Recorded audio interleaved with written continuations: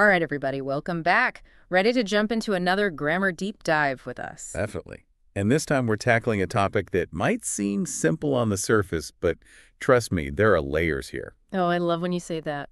It means we're about to uncover those hidden gems of the Italian language. You know, those little details that native speakers use without even thinking, but that can really trip us up if we're not careful. Exactly. And today's hidden gems are all about those tricky modal verbs. You know, those words like dovere, potere, sapere, volere. The verbs that add those shades of can, should, want to our actions. Okay, so we're talking about those essential verbs that we use all the time to express ourselves, right? Absolutely. But here's where things get really interesting, and this is why we're doing a deep dive on this. In Italian, the way these modal verbs interact with past tenses, well, it can completely change the whole meaning of what you're trying to say. Wait, really? Even if the English translation seems pretty much the same? You got it. And that's what we're going to unpack today. I am so ready for this. So we're going beyond just knowing the basic grammar rules here. We're talking about how to use these verbs with real Italian fluency and nuance. Exactly. Because, let's face it, who wants to sound like a textbook when they're trying to express themselves in another language? Not me. I want to be able to express those subtle shades of meaning, those little nuances that make Italian so expressive and captivating. I knew you'd be on board. So, are you ready to unravel these mysteries? You bet. Hit me with those fascinating examples. Okay, so let's dive right into it. Our source material starts off with a scenario that I'm sure we've all experienced at some point. That unavoidable airport run. Ah, yes. The classic gotta get to the airport situation. A perfect example of where dover, to have to, takes center stage. Totally. Because honestly, some airport trips are a breeze, but others, well, let's just say they're a mad dash through security. But in Italian, would we use the same verb tense to describe both those situations? I'm thinking probably not. You're right on the money. Our source makes it clear that if you successfully got your friend to the airport, no sweat, you'd use passato prossimo with dovere. You'd say, ieri ho dovuto accompagnare mio fratello all'aeroporto. Yesterday I had to take my brother to the airport. Yeah. Straightforward, you did it, you got them there. Makes perfect sense. The I did it tense when, well, you actually did it. But what about those times when things don't exactly go according to plan? What if you're supposed to be the airport hero, but, well, life had other plans? That's where the beauty of imperfetto comes in, that tense that just embodies the almost vibe perfectly. The example in our source material paints a very vivid picture. Imagine your car deciding to add a little drama to the day. Flat tire, anyone. You'd say, ieri dovevo accompagnare mio fratello all'aeroporto, ma la mia auto non aveva la benzina. Which is, yesterday I was supposed to take my brother to the airport, but my car had no gas. So you're not just saying, nope, didn't happen. You're giving a reason, an explanation, and it's all woven into that verb tense. What I find fascinating is how natural it feels to offer that explanation in Italian, almost like you're saying, hey, it wasn't my fault. I really wanted to get them there. You nailed it. And this is where it goes beyond just grammar, wouldn't you say? It makes me think about those cultural observations, you know? It seems like Italians are much more comfortable expressing those shades of intention, those justifications, even in casual conversation. It's like they're painting a more complete picture, adding those subtle details that make the story come alive. Okay, so dover in the past tense, we've got that covered. What about voler, that little verb that's all about wanting to do something? Always a fun one. Now, voler with past tenses, that's where things get really interesting. Because it's not just about what someone did or didn't do, it's about what they desired, what they intended to do. Let's set the scene.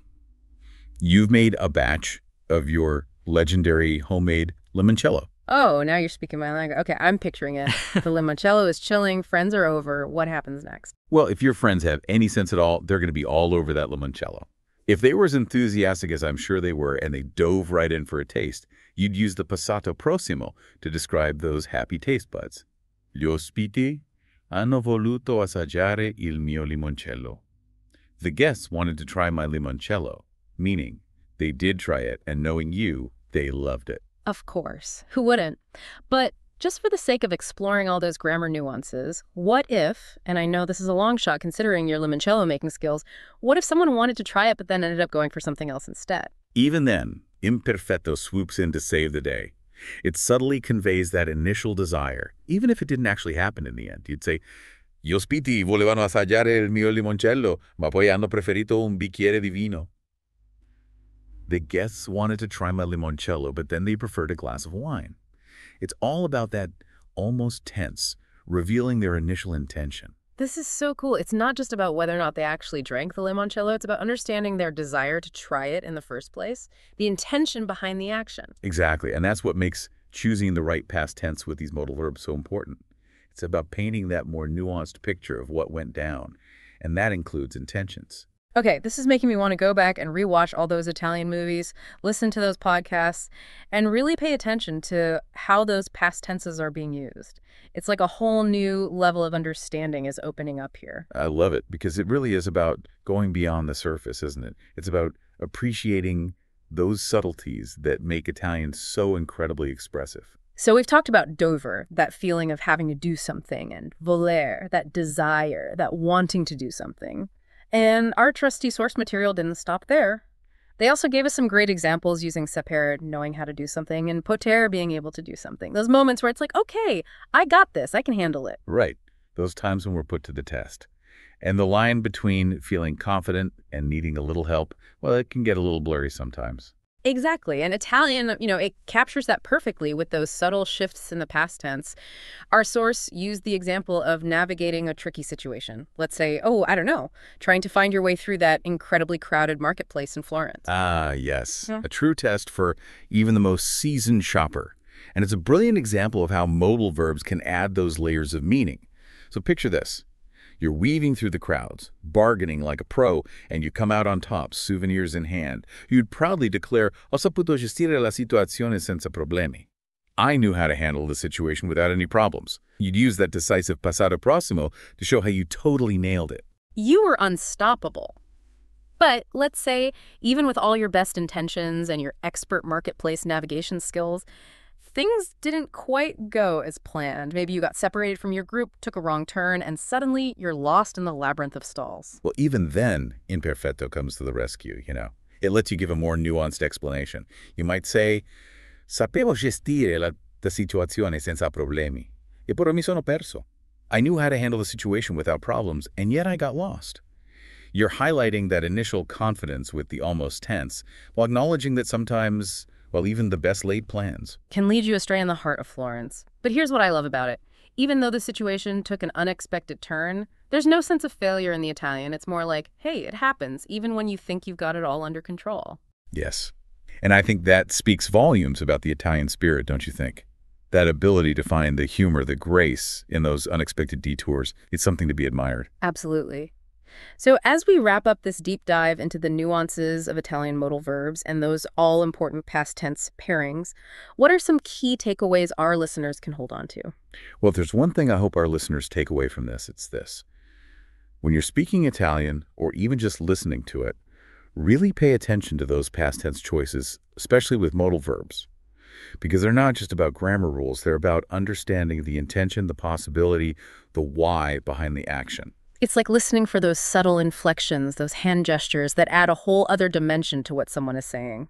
Exactly. Right. And don't be afraid to play around with those nuances in your own Italian conversations. Because those little choices, those are the things that will help you truly express yourself with that authentic Italian touch. It's like you're adding those individual brushstrokes of personality, of intention to your Italian, creating a richer, more vibrant picture of what you want to convey. Beautifully put. Yeah. And at the end of the day, isn't that the beauty of learning a new language? It's about uncovering those subtle yet powerful ways to connect with another culture on a deeper level. I couldn't agree more. And to all our listeners out there, we'll leave you with this thought-provoking nugget. The next time you find yourself immersed in the world of Italian, whether it's through conversations, books, movies, or even just daydreaming about that next trip to Italy, pay attention to those past tenses, especially when you encounter those fascinating modal verbs. You might just be amazed at the layers of meaning, the intentions you uncover, and you'll add a whole new level of enjoyment to your Italian journey. Until next time, ciao for now.